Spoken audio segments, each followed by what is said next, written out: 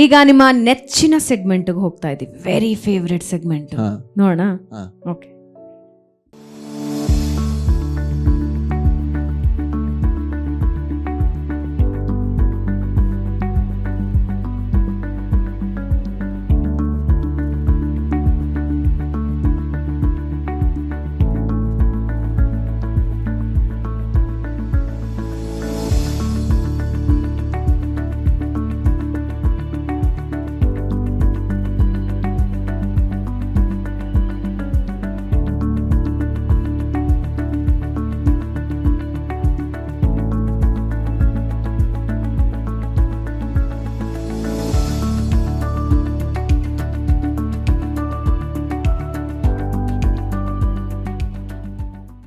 ಬಹಳ ಅಂದ್ರೆ ಬಹಳ ಇಷ್ಟ ಅಂತಲ್ಲ?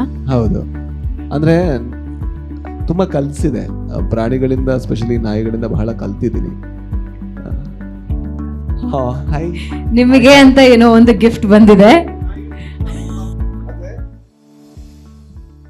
ನಾಯಿಗಳನ್ನ ನಾನು ಯಾವತ್ತೂ ಗಿಫ್ಟ್ ಆಗಿ ಕೊಡಬಾರ್ದು ಅಂತ ಭಾವಿಸ್ತೀನಿ. ಒಂದೇ ಕಾರಣ ಏನಂದ್ರೆ, ಈಗ ಎಕ್ಸಾಂಪಲ್ ಯಾವುದೋ ಒಂದು ಗರ್ಲ್ ಫ್ರೆಂಡ್ ಅನ್ನು ನಾವು ಗಿಫ್ಟ್ ಆಗಿ ಕೊಡಲ್ಲ. Okay okay okay. ನಾನು ಒಬ್ಬಂಟಿ ಇದೀನಿ ಅನ್ನೋ ಕಾರಣಕ್ಕೆ ಗರ್ಲ್ ಫ್ರೆಂಡ್ ಗಿಫ್ಟ್ ಆಗಿ ಕೊಡಲ್ಲ. ಅದೇ ರೀತಿ ನಾಯಿಗಳನ್ನ ಯಾವತ್ತೂ ಗಿಫ್ಟ್ ಆಗಿ ಕೊಡಬಾರ್ದು. ಯಾಕಂದ್ರೆ ಕೆಲವು ಸಲ ಏನಾಗುತ್ತೆ, ನೋಡ್ಕೊಳಕ್ ನಂಗೆ ಬರುತ್ತಾ ಇಲ್ವಾ, ಪುರ್ಸೋತಿರುತ್ತಾ ಇಲ್ವಾ, ಅದು ಗೊತ್ತಿರಲ್ಲ. ಆ ಕಾರಣದಿಂದ ನೋಡೋಣ, ನಾನು ಯಾರಿಗಾದ್ರೂ ಬಹಳ ಒಳ್ಳೆ ಚೆನ್ನಾಗಿ ನೋಡ್ಕೊಳ್ಳೋದಕ್ಕೆ ಕೊಡಕ್ಕಾಗತ್ತಾ ನೋಡ್ತೀನಿ. ಓಕೆನಾ? ಇದು ಯಾವುದು ಇದು ಇಂಡಿ? ನಾನು ಯಾವತ್ತು ಇಂಡಿನೇ ಸಾಕೋದು, ಬೀದಿ ನಾಯಿಗಳನ್ನ ಮಾತ್ರ ಸಾಕೋದು. ಯಾಕೆ ನಾನು ಬ್ರೀಡ್ ಅನ್ನು ಸಾಕಲ್ಲ ಅಂದ್ರೆ, ಸೊ ಒಂದ್ ಸಲ ನಾವು ಈಗ ನಾನು ಹೇಳಿದೆ ಅಂದ್ರೆ, ಈ ಭೂಮಿ ಮೇಲೆ ಇಷ್ಟು ಮಕ್ಳು ಇರಬೇಕಾದ್ರೆ ನಂದಂತ ಮಾಡ್ಕೋಬೇಕು ಅಂತಿಲ್ಲ ಅಂತ. ಅದೇ ರೀತಿ ಈ ಬೀದಿಲಿ ಇಷ್ಟು ನಾಯಿಗಳು ಇಷ್ಟು ಮರಿ ಹಾಕ್ಬೇಕಾದ್ರೆ ನಾನೊಂದು ಬ್ರೀಡ್ ಅನ್ನು ಸಾಕಬಾರ್ದು ಅಂತ ನಾನು ಯಾವತ್ತು ಭಾವಿಸ್ತೀನಿ. ಅದಕ್ಕೆ ನಾನು ಯಾವ ಫೋಟೋದಲ್ಲೂ ಬ್ರೀಡ್ ಜೊತೆ ಸೊ ಅದೇ ರೀತಿ ಇದನ್ನ ಯಾರಾದ್ರೂ ಚೆನ್ನಾಗಿ ಸಾಕೋದ್ರೆ ಅವ್ರಿಗೆ ಖಂಡಿತ ಕೊಡ್ತೀನಿ. ಓಕೆ, ಒಂದು ನಾಮಕರಣ ಮಾಡ್ಬಿಡಿ ಹಾಗಾದ್ರೆ. ನಾನು ಯಾವತ್ತು ತುಂಬಾ ಅಂದ್ರೆ ಯಾವ್ದೋ ಕೆಟ್ಟ ಹೆಸರು ಇಡ್ತೀನಿ. ಓಕೆನಾ? ಸೊ ನನಗೆ ಪ್ರಪಂಚದಲ್ಲಿ ತುಂಬಾ ಇಷ್ಟ ಅಂದ್ರೆ ನಾಯಿಗಳ ಮೂಗು. ಸೊ ಮೇ ಬಿ ಇವಳು ತಾನೇ ಇವಳು? ಓಕೆ, ಸುಬ್ಬಿ ಅಂತ ಹೇಳೋಣ. Subbi. Okay, yes, thank you so much. ಯಾರು ಚೆನ್ನಾಗಿ ನೋಡ್ಕೋತಾರೆ ಅಂತ ಹುಡುಕಿ ಅವ್ರಿಗೆ ಕೊಡ್ತೇನೆ. Thank you so much. Okay, ನಿಮಗೆ ಅಂತ ಗಿಫ್ಟ್ ತಂದಿದ್ರು, ಪರವಾಗಿಲ್ಲ. ಅಂದ್ರೆ ಹಂಗಂತಲ್ಲ, ಅವ್ರಿಗೆ ನಾಯಿಗಳ ಮೇಲಿರೋ ಒಂದು ಅಟ್ಯಾಚ್ಮೆಂಟ್, ಪ್ರೀತಿ ನೋಡಿ ನಾನು ಇದನ್ನ ಅವ್ರಿಗೆ ಕೊಡ್ಬೇಕು, ಅವ್ರು ಚೆನ್ನಾಗಿ ನೋಡ್ಕೊಂತಾರೆ ಅನ್ನೋದಕ್ಕೋಸ್ಕರ ನಾನು ಖಂಡಿತ ನಾನು ಹೇಳಿದ್ರೆ ಅರ್ಥ ಆಯ್ತು ನನಗೆ. ಸುಬ್ಬಿ ಒಂದು ಒಳ್ಳೆ ಮನೆ ಕೊಟ್ರೆ ಸಾಕು, ಅದನ್ನ ಮಾಡ್ತೀನಿ, ಅದು ನಾನು ಮಾಡ್ತೀನಿ. ಆಮೇಲೆ ಬರೋಣ, ನೋಡಿ ಅಣ್ಣ ಯಾರು ಅಂತ. ಇಲ್ಲ ಇರ್ಲಿ ಇವಳು. Thank you. ನಿಮ್ ಭಾಷೆಲಿ ಒಂಚೂರು ಮಾತಾಡ್ಬೋದು ಅದ್ರ ಹತ್ರ. ನಾನ್ ಮಾತಾಡಿದ್ರೆ ಅದು ನಾನು ನಾಯಿಗಳು ಕಚ್ತಾ ಇದ್ದಾರೆ.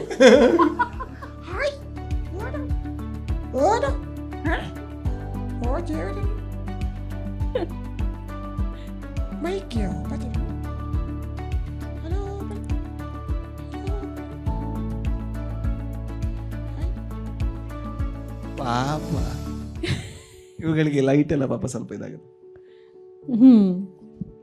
ಅದು ನಾಯಿಗಳಿಗೆ ಯಾರು ನಾಯಿ ಪ್ರೇಮಿಗಳಿರ್ತಾರಲ್ಲ, ಹೆಂಗದು ಅಂದ್ರೆ ಘಮಾನ ಹೇಗದು?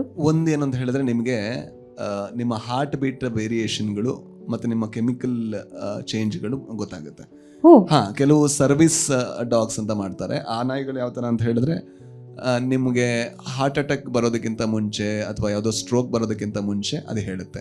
ಅದು ಹೇಗೆ ಅಂದ್ರೆ, ಅದಕ್ಕಿಂತ ಮುಂಚೆ ಬಾಡಿಲಿ ಒಂದು ಕೆಮಿಕಲ್ ರಿಯಾಕ್ಷನ್ ಚೇಂಜ್ ಆಗಿರುತ್ತೆ. ಬಟ್ ನಾವು ಎಷ್ಟು ದಡ್ರು ಅಂದ್ರೆ ನಮ್ಮ ಬಾಡಿ ನಮ್ಗೆ ಗೊತ್ತಾಗ್ತಾ ಇರಲ್ಲ. ಬಟ್ ಕೆಲವು ಟ್ರೈನ್ ಮಾಡಿರೋ ನಾಯಿ ಅದನ್ನ ಐಡೆಂಟಿಫೈ ಮಾಡಿ ಅದಕ್ಕಿಂತ ಮುಂಚೆ ನಿಮಗೆ ಟ್ಯಾಬ್ಲೆಟ್ ತಗೊಳ್ಳೋ ತರ ಮಾಡುತ್ತೆ. ಆ ಥರ ನಾಯಿಗಳು ಇರುತ್ತೆ. ಸೊ ನೀವು ಕೇಳಿರೋ ಪ್ರಶ್ನೆಗೆ ಉತ್ತರ ಏನಂತ ಹೇಳಿದ್ರೆ, ನಾಯಿಗಳಿಗೆ ನಿಮ್ಮ ಹಾರ್ಟ್ ಬೀಟ್ ವೇರಿ ಆಗೋದು ಗೊತ್ತಾಗುತ್ತೆ. ಕೆಲವರು ಹೇಳ್ತಾರಲ್ಲ, ನಾನು ಭಯ ಪಟ್ಟೆ, ನಾಯಿ ಬಂದು ನನ್ನ ಮೇಲೆ ಹಾರ್ತು ಅಂತ. ಅದು ಯಾಕೆ ಅಂತ ಹೇಳಿದ್ರೆ, ನೀವು ಎಕ್ಸೈಟ್ ಆದ್ರೂ ಭಯ ಪಟ್ರು ಹಾರ್ಟ್ ಬೀಟ್ ರೇಸ್ ಆಗುತ್ತೆ. ನಾಯಿಗಳಿಗೆ ಅದ್ರ ಡಿಫರೆನ್ಸ್ ಗೊತ್ತಿಲ್ಲ. ನೀವು ಕಿರ್ಚಿದ್ರೆ ಜಾಸ್ತಿ ಎಕ್ಸೈಟ್ ಆಗಿದ್ದೀರಾ ಅಂತ ಮತ್ತೆ ಬಂದ್ ಮೈ ಮೇಲೆ ಹಾರುತ್ತೆ. ಅಗ್ರೆಸಿವ್ ಅಂದ್ರೆ ಕೆಲವು ನಾಯಿಗಳು ಅಗ್ರೆಸಿವ್ ಆಗು ಮಾಡ್ಬೋದು. ಅದಕ್ಕೂ ಕೂಡ ನಾವೇ ಕಾರಣ. ಅಂದ್ರೆ ಕೆಲವರು ಫೀಡಿಂಗ್ ಮಾಡಬೇಡಿ ಅಂತ ಜಗಳ ಮಾಡ್ತಾರೆ. ಬಟ್ ಯಾವಾಗ ಮನುಷ್ಯನಿಗೆ ಊಟ ಹಾಕಿದಾಗ ಹತ್ರ ಆಗುತ್ತೆ, ಹೊಟ್ಟೆ ತುಂಬಿದ್ಮೇಲೆ ನಾಯಿಗಳು ತೊಂದರೆ ಕೊಡಲ್ಲ. ಹೊಟ್ಟೆ ತುಂಬದೇ ಇರಬೇಕಾದ್ರೆ ಮಾತ್ರ ತೊಂದರೆ ಕೊಡುತ್ತೆ. ಜೊತೆಗೆ ನಾವು ಬೀದಿ ನಾಯಿಗಳಿಗೆ ಫೀಡ್ ಮಾಡಿ ಹತ್ರ ಆದಾಗ ಎಲ್ಲರೂ ಮನುಷ್ಯರನ್ನ ಒಳ್ಳೆಯವರು ಅಂತ ಭಾವಿಸುತ್ತೆ, ಸ್ವಲ್ಪ ಅಗ್ರೆಸಿವ್ ಆಗಲ್ಲ. ನಾವು ಮಂಗನಿಂದ ಮಾನವ ಆಗಿ ಇಷ್ಟ ಆದರೂ ಕೂಡ ನಾವು ಧರ್ಮದ ಹೆಸರಲ್ಲಿ, ಜಾತಿ ಹೆಸರಲ್ಲಿ, ಪ್ರೀತಿ ಹೆಸರಲ್ಲಿ, ಇನ್ನೊಂದರಲ್ಲಿ ಬಾಂಬ್ ಹಾಕ್ತಾನೆ ಇರ್ತೀವಿ, ಜಗಳ ಮಾಡ್ತಾ ಇರ್ತೀವಿ. ಬಟ್ ಬೀದಿ ನಾಯಿಗಳು ಬುದ್ಧಿ ಕಲಿತು ಅಗ್ರೆಸಿವ್ ಆಗಬಾರ್ದು. ಐ ಥಿಂಕ್ ಅಷ್ಟು ಮೂಢತೆ ಇರುವಂಥ ಒಂದು ಮನುಷ್ಯ ಮಾತ್ರ ಅಂತ ನಾನು ಯಾವತ್ತೂ ಅನ್ಕೋತೀನಿ. ಸುಬ್ಬಿಗೆ ನಿಮ್ ಮೇಲೆ ಫುಲ್ ಲವ್ ಆಗಿದೆ ಅನ್ಸುತ್ತೆ. ಇಲ್ಲ ಐ ಥಿಂಕ್ ತಾಯಿ ಹುಡುಕ್ತಾ ಇದ್ದಾಳೆ. ಬೈಟಿಂಗ್ ಅದು ಇದು ಈಗ Biting ಆ? ಈಗ ನೋಡಿ ಹುಡುಕ್ತಾ ಇದ್ದಾಳೆ. ಹಸಿವಾಗಿದ್ಯಾ ಅಂತ. ಹಸುವಾಗಿಲ್ಲ, ಈಗ ಅಂದ್ರೆ ಒಂದು ವಾಮ್ತ್ ಇರುತ್ತಲ್ವಾ, ಅವುಗಳಿಗೆ ಎಲ್ಲದೂ ಕೂಡ ತಾಯಿ ಅಂತ ಅನ್ಸುತ್ತೆ. ಸೊ ಹಾಲು ಹುಡುಕೋದು ಅದನ್ನ ಮಾಡ್ತಿರೋದು. ಕಂಫರ್ಟಬಲ್ ಅಂತೂ ಇದ್ದಾಳೆ, ಜೋರ್ ಕಂಫರ್ಟಬಲ್ ಆದ್ಲು.